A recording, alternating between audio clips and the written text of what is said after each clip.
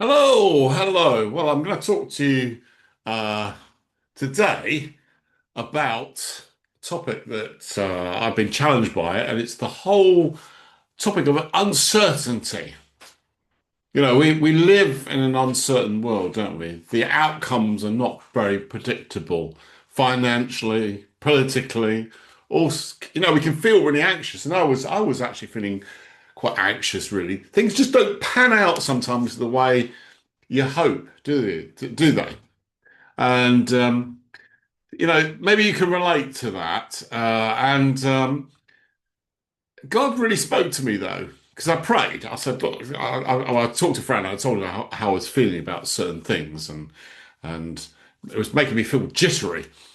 Um, and I basically was tidying up, and I discovered a book that I'd bought and read years ago, and it's this one. And it's called In a Pit on with a Lion on a Snowy Day. Really good book, worth buying. And I turned to a chapter, and the chapter was all about uncertainty, which really helped. And there was one line that I thought was really good, and it said this: "Faith embraces uncertainty." And that hit me because often in life we're trying to program uncertainty out of the equation, aren't we? And even in the prophetic as well, we want certainty, don't we? And we can turn to the prophetic to get certainty. I really don't believe that's the purpose of the prophetic. God gives promises to get us to move into uncertainty. Sometimes we avoid uncertainty, and God wants us to embrace it because then we're really trusting Him, aren't we, for outcomes rather than our planning. Now, there's nothing wrong with planning, um, but uh, we want plans, don't we? We want guarantees, 5-year strategies, but unfortunately, life doesn't give us that, does it? It gives us curveballs. Um, Benjamin Franklin said this: there is only two real certainties in life, death and taxes. And even science confirms this. There's a guy called Heisenberg, Heisenberg's uncertainty principle, which all you physicists will know. All I know is this. This is the simplest part of it. It basically says that with a particle, you can you can either know its exact position but not its speed, or you can know its exact speed but not its position. You can't know both. Very interesting, isn't it? So, so that means that it's kind of built into the universe itself. There's an uncertainty there. We want everything to be certain. There's a kind of even people kind of can believe that uh, you know everything to do with God is certain. But do you see what I'm saying? There's something here that's interesting. It's built in. We have to trust. And God uses uncertainty. He uses that feeling of we don't know what the outcome is going to be to grow our faith. There's lots of things I've done. You think, well, you have to improvise. And, uh, that's where you really grow, isn't it? Where there's uncertainty. Am I going to play the wrong note? Or whatever, And so I want you to be thinking about this. Well, how can I embrace because we get too safe, don't we? We get safety becomes the number one priority, and it's not the number one priority with God. Um, so God gives us promises through prophetic words. Even they're not blueprints. They're not blueprints. They're kind of to get us going. They're not to give us certainty. And Joseph is a great example of this, isn't he? He had this dream, but the dream didn't give him certainty. It gave him uncertainty. Look at his journey. The pit, the Potiphar's house, the prison. He didn't know any of those stages, so the word of the Lord tested him. And same with you. All he did was stayed faithful to the word, and he stayed faithful, in his value system as well. So he didn't give in to temptation. Um, the Israelites, they got tired of uncertainty in the wilderness, didn't they? They got tired of it. We don't like this. We, we're going to want to go back to Egypt. We're certain there. Slavery is certainty, isn't it? And you see people with lives like that, actually. They've planned from birth to death, like kind of going to get the kind of pension at this age and all this kind of thing. But it's kind of dull in a sense, isn't it? So I want you to think about your life. Has it got dull? Or does or there's this edge in your life where there's uncertainty, but you're trusting God. It kind of makes room for God, doesn't it?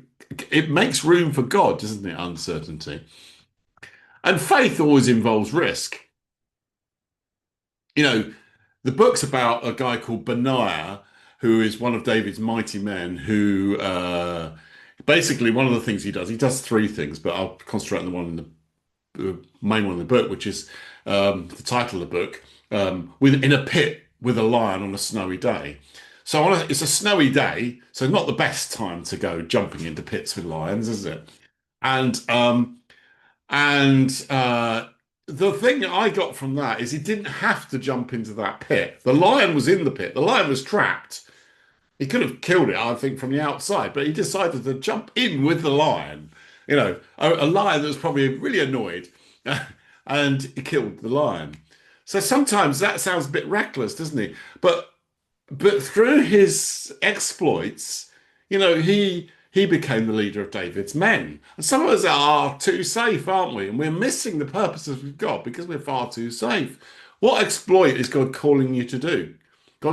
People are called to do exploits. Another one, Jonathan and his armor bearer. You know the story where the children of Israel are paralyzed. And Jonathan, his armor bearer, they've only got one sword between them as well. There's 20 men on the hillside, and they decide, well, let's do something. Let's against impossible odds. Let's go and attack them. Like a crazy idea. But that was courage, wasn't it? It took courage to do that. And they said maybe the Lord will act. They didn't even know. They didn't have any certainty of the outcome. They didn't have a prophetic word going, yeah, you're gonna win with them. Reminds me of the SAS motto, who dares wins. Peter got out of the boat. He didn't get away. He didn't have a word from God, really, did he? You could have thought he was a bit reckless, but he was pushing the envelope, and God loves that, actually. So let's not get too safe. And were still in the boat, getting drowned, half drowned anyway.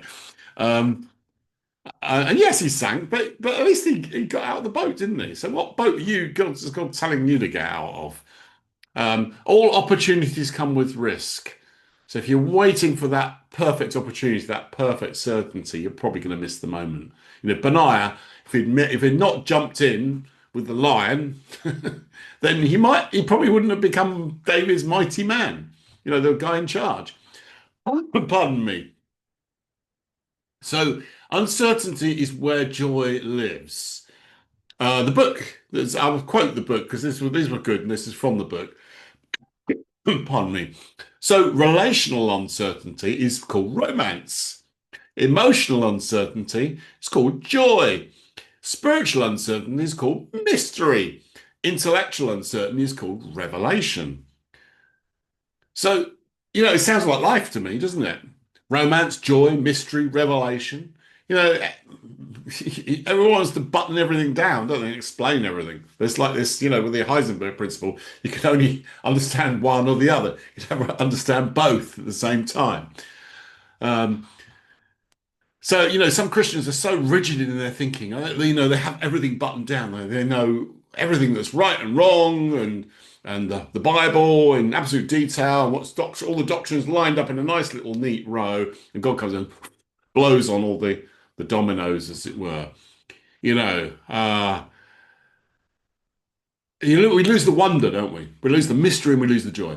C.S. Lewis's book, Surprised by Joy, is his explanation of his journey into faith, where God unexpected surprised him.